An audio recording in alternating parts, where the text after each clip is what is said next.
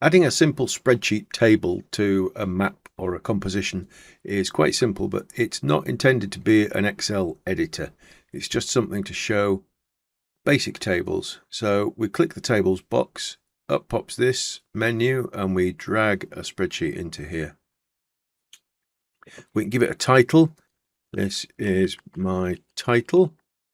Does the first row contain the data headings and the number of rows to show?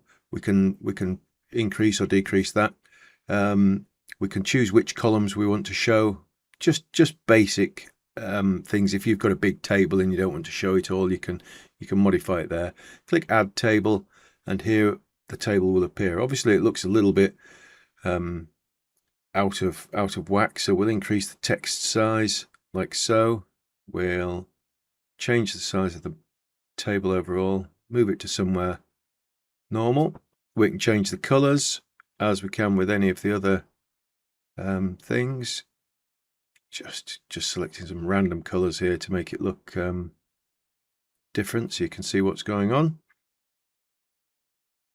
Red, we'll make that red as well. So there, it's all about making it look visually appealing. Not that this does, but you get the idea. And that's it. You can show or hide that, and you can remove the table as well.